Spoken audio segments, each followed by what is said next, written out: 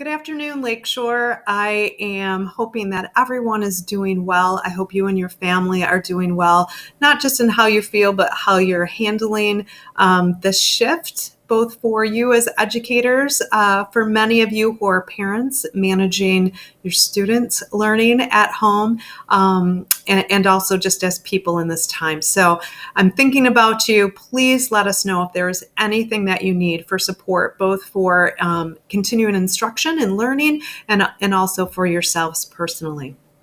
I wanted to go over a professional development learning plan that we've created that includes stipends for participating in the identified training.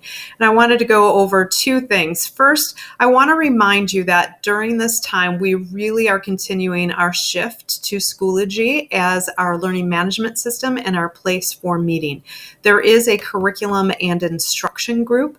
Many of you have already joined this. If you have not yet, here is the access code 34ZR5 3W77Z.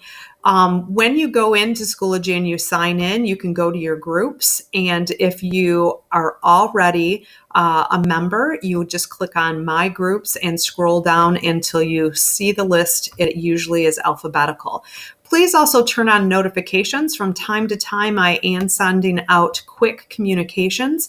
I am tending to try and use Schoology more because I know emails get buried. So while you will receive an email notification, similar to the way that we are posting things in the Schoology group, it means that there's one place for you to go to find all of your resources. We have created in the resources an online learning folder. Within the online learning folder, we will find support from CBD Consulting, some online content with courses and units, some different tools, tech tools specifically that we're using during this time, and then digital content resources. This will continue to be curated as we move through the next 2 to 2.5 months of our remote learning. Any questions on that, don't hesitate to reach out. So the next part that I wanted to share with you is a continuous learning professional development plan. We were given the opportunity with some flexibility in grant funding to meet the needs of staff and districts during this change in how we deliver instruction. So one of the things that we were able to do is gather a pool of money from what would have been spent if we were in session. That won't be until the end of the year. So we have a limited pool of funds that we were allowed to recapture or recoup, and we can use those for stipends for teachers who are doing continuous learning, as aligns with this new remote learning and is aligned to the district vision and mission through our continuous improvement plan. It is not the normal stipend that is found in your contract. LSFT leadership and administrative leadership have worked together because we don't have the funds at this time to do that. But we do want to recognize the efforts that you're putting in and what it takes to continue this learning process. And so from the pool of funds, what we will do is divvy up the number of PD sessions that have been completed and divide that by the pool of money that we have, and those funds will be distributed at the end of the year in that way. Any questions or concerns about that, again, please feel free to contact me, or you can contact Fred Shaheen. So we're supporting specifically the new ask for reimagining learning during emergency remote learning. That's what we're calling this because it really is not the same as just going to online learning. There are some elements of this and best practices for online learning that we should be using.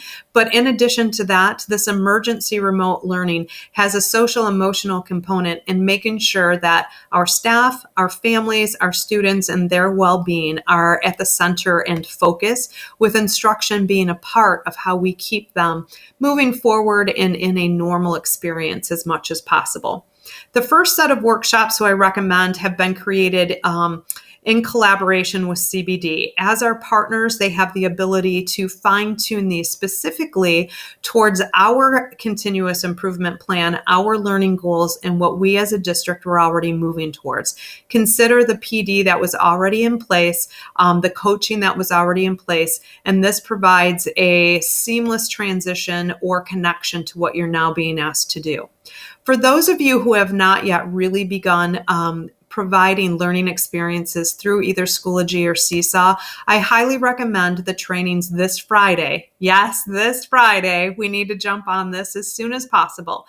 For Seesaw, it will be 9:30 to 10:30 a.m. And for Schoology, it may be from 1 to 2 p.m. And I know for some of our elementary people, especially for our specials teachers, it may mean that you end up attending both.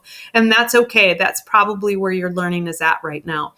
The difference in these courses from what we've offered as introductory courses in the past is that it will provide you an overview, but the emphasis is really on how you will begin to set up those courses for remote learning. So it'll look a little bit different than it may have in the past. For instance, some people may have just provided links to a Weebly that's already been created or some just posting of resources. And part of this will be making a plan for how that's more interactive, because we are using these platforms to track connections and accessibility with our students and families. So it's really important that what we're asking them to do occurs within these two learning management systems.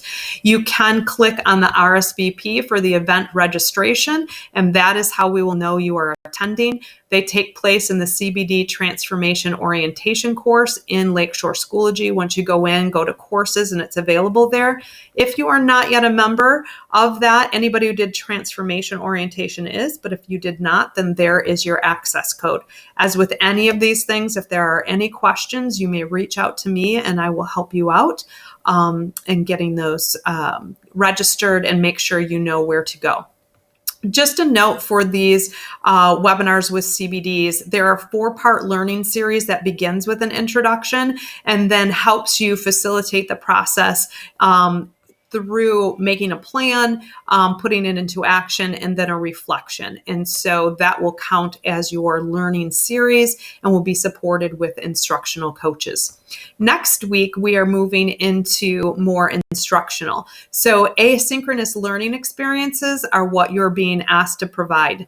Asynchronous means they don't happen in real time. So while many of you have been providing synchronous connections with our students, the actual learning experiences or introduction of new material should happen in an asynchronous environment. Those are big words and a lot of changes, and even thinking differently about some of the tech tools that we may already be using.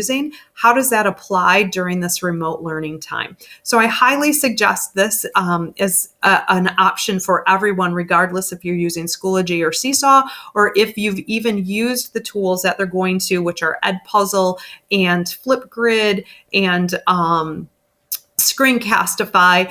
They're going to give you some tips for how you might apply those during this remote learning experience. The last one in the series for CBD happens in 2.5 weeks on Friday, May 1st. And this really is a continuation of the reimagining learning that we've been working on. Many of you had problem-based and project-based learning activities. We know those are the ones that fit the best with having students develop skills along with their content. And just because we're going to remote learning, that does not go away. This really is the foundation of the learning experiences we want to develop with our students. So I highly recommend as many of you can attend this training. And again, it will be a 1-hour webinar introduction, and then follow up with your learning plan implementation supported by instructional coaching, and then just a reflection, including what we might do to support you additionally. This will be helpful as we are planning in our continuous improvement process for what we might offer over the summer and for next school year as we continue that reimagining of learning. Very excited that for our special education people, the ISD Special Education Department has put together a series of webinars that very specifically address the learning needs that are unique to the challenges of our exceptional children. I have provided a link here for those that have been identified. They begin tomorrow, Wednesday.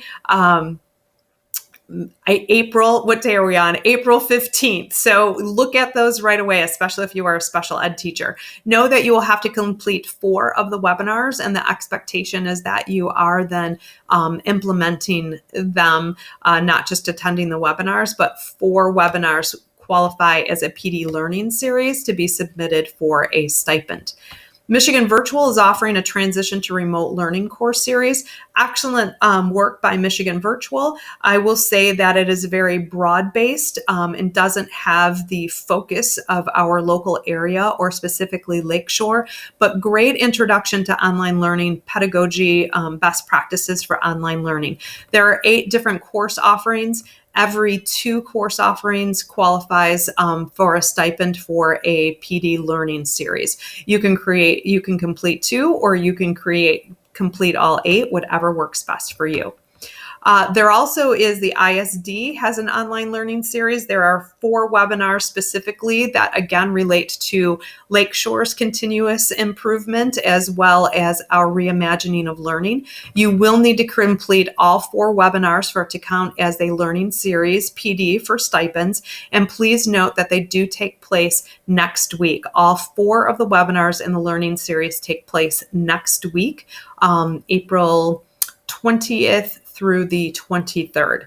And then the last is especially for our social studies and ELA teachers from upper elementary through high school. The Chippewa River Writing Project is created a learning series that begins with online learning and the pedagogy of online instruction, but it also then transitions into writing digitally. This is put together by Troy Hicks, who is a professor at Central Michigan, who specializes in digital writing and online learning environments, has several books that he's authored, and is considered an expert in that field.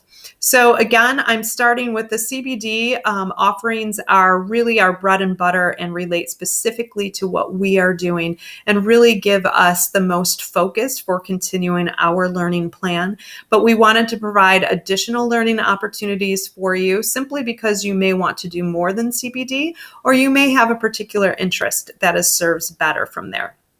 We will be sending out, or I will be posting the evidence for stipends, and really that's just to follow grant funding. And there's more information here on what that evidence is that we need to submit for grant recording purposes.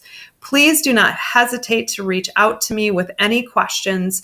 I'm looking forward to continuing to learn together on this, and I will be sending out additional information and support resources as they become available and are curated.